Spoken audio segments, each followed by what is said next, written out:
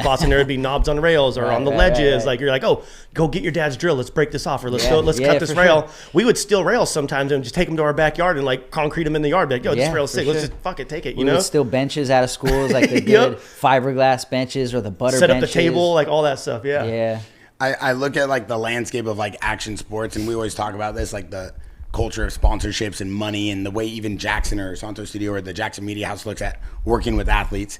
But we feel like the format, and I always talk to P-Rod about this, I literally will call him, give him 30 ideas about like a skateboard event, and he'll be You'll remember too. Yeah, exactly. Yeah. Talking 100 miles I'm the same way. Yeah, and then I'm always like thinking to myself, like, how could I just like get some money and help like a skater like win a best trick or do this or do that? And P-Rod's been involved with some amazing events that we've seen. But I look at the SLS and the format, the vibe, the competition, and you see like that's kind of outside of their norm to just go to like Santa Monica and say we want to do this. Normally they're building like a kind of like building their own skate park in a stadium or an arena. Right. And it feels like almost that's more of what like the skate culture would want more of, which is like these cool landmark events where it can kind of go back to these events that you've seen, like Sheckler, you know, grinding like a 30 rail and everybody's there hoping maybe he gets it or he doesn't, and there's excitement, and it's like more of this public atmosphere. It almost feels like you're in a place where you shouldn't be skating, and it kind of adds to the nostalgia. Yeah.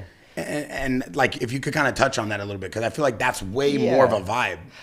I agree. I think it's definitely more of an authentic street vibe, but I love also, you know, your traditional contests as well, but I think it's just good to keep them both. I like that Street League is taking it to the streets to keep the street culture thriving and alive, because there's so many amazing skateboarders that just don't compete. That's just not what they do. That's not part, but they're still just as amazing, just as legendary, but they're just video part skaters. They're in the streets, they're filming, and they're dropping footage all the time. So I think it's good to kind of like show the public who might be a casual kind of skater or viewer that like this is what the real thing is. This is what we really do. This is the culture. Yeah, this is what this is based off of. Yeah. So that's what's dope too, because I remember like 2010 when I started telling all my sponsors like, hey, like I ain't gonna ride contests no more.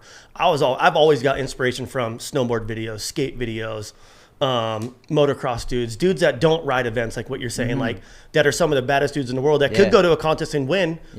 That's just not their deal though. They don't care. They don't care about all that. They're like, I'm gonna go skate this spot, I'm gonna go ride this spot. So when I started telling my sponsors, I'm like, hey, I'm gonna just invest in myself.